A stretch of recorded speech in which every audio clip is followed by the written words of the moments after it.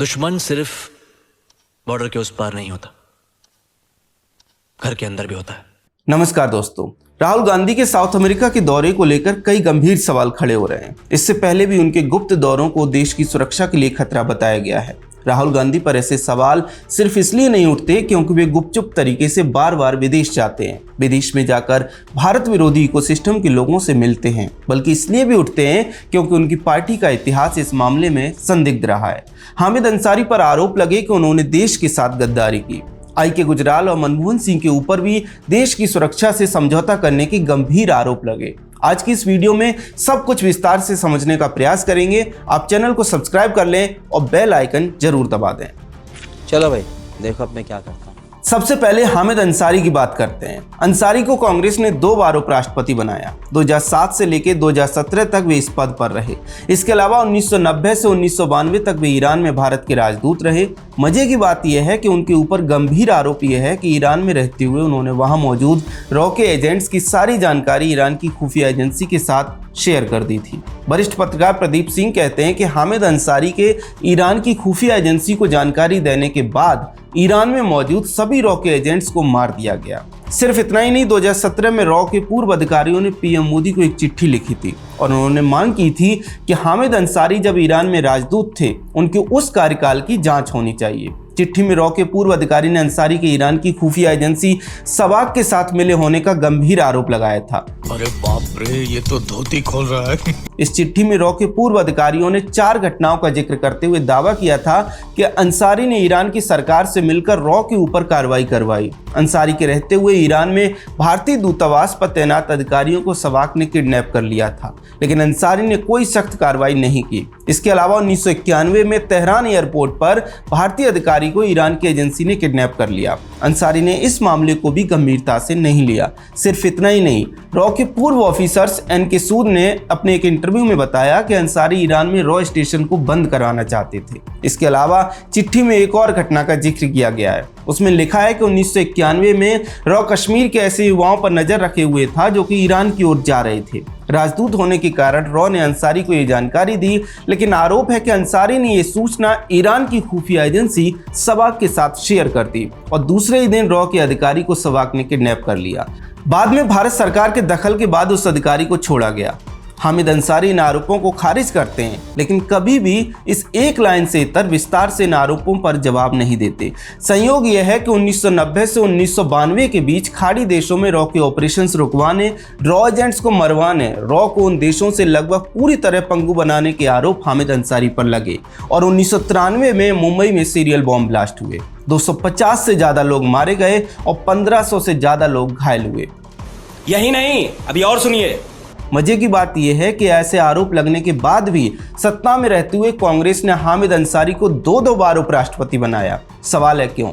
अंसारी को यह इनाम किस बात का दिया गया? अंसारी कोई बहुत बड़े नेता नहीं थे, कोई मास लीडर नहीं थे, फिर भी 2 बार उन्हें उपराष्ट्रपति क्यों बनाया गया? क्या यह भी महज एक संयोग था या फिर कुछ और? एक बात और याद रखिए, 2022 में पाकिस्तान के पत्रकार नुसरत मिर्जा ने एक इंटरव्यू में बताया था कि 2011 में वे हामिद अंसारी के इन्विटेशन पर भारत में आए थे और इस दौरान ISI के लिए उन्होंने कई जानकारियां जुटाई थी। आप हमें कमेंट सेक्शन में बताइए कि हामिद अंसारी और कांग्रेस जिसने उन्हें बार बार इनाम दिया उसको लेकर आपका क्या सोचना है। हम आई.के. गुजराल पर बात करते हैं। देखिए, इंद्र कुमार गुजराल या फिर आई.के. गुजराल पुराने कांग्रेसी थे, कांग्रेस पार्टी में ही थे, लेकिन आपातकाल के दौरान मौके का फायदा उठाकर कांग्रेस से रिजाइन करके जनता दल ज्वाइन कर लिया। 1996 के चुनाव के बाद कांग्रेस के बाहर से समर्थन से यूनाइटेड फ्रंट की सरकार बनी और एच.डी. देवेगौड़ा प्रधानमंत्री बने।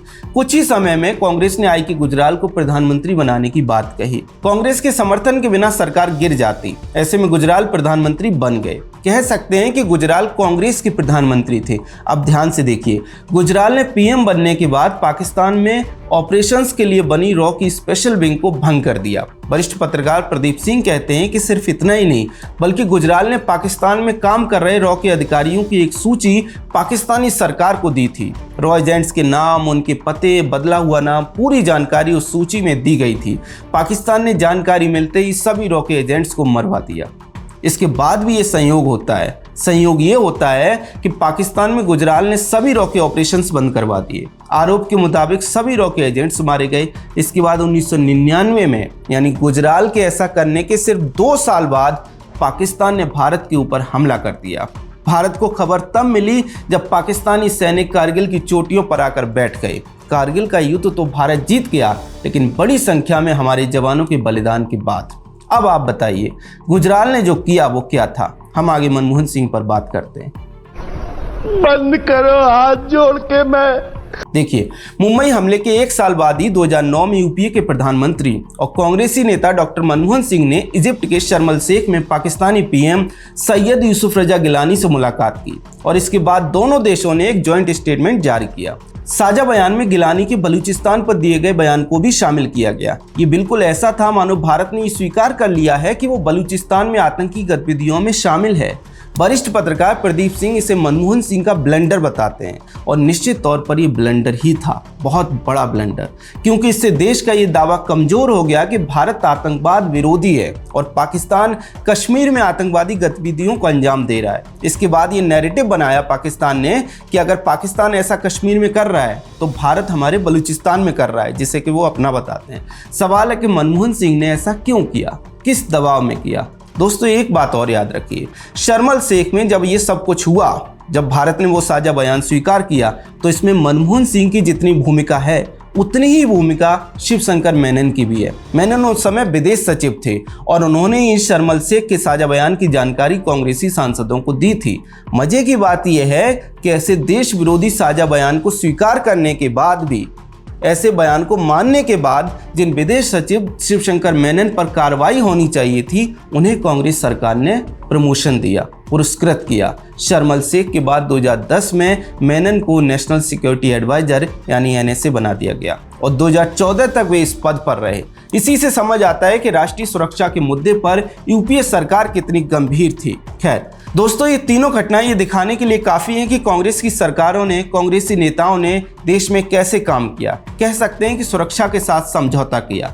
याद रखिए कि सार्वजनिक तौर पर उपलब्ध जानकारियों के आधार पर हम आपको ये जानकारी दे रहे हैं। हमारा उद्देश्य किसी की भी मानहानि नहीं है। खैर, हामिद अंसारी, आई के गुजराल और मनमोहन सिंह को लेकर आपका क्या कहना है, कमेंट सेक्शन में हमें जरूर बताएं। अगर आपको हमारा कंटेंट पसंद आता है तो हमारे चैनल को सब्सक्राइब भी कर लें। जय हिंद।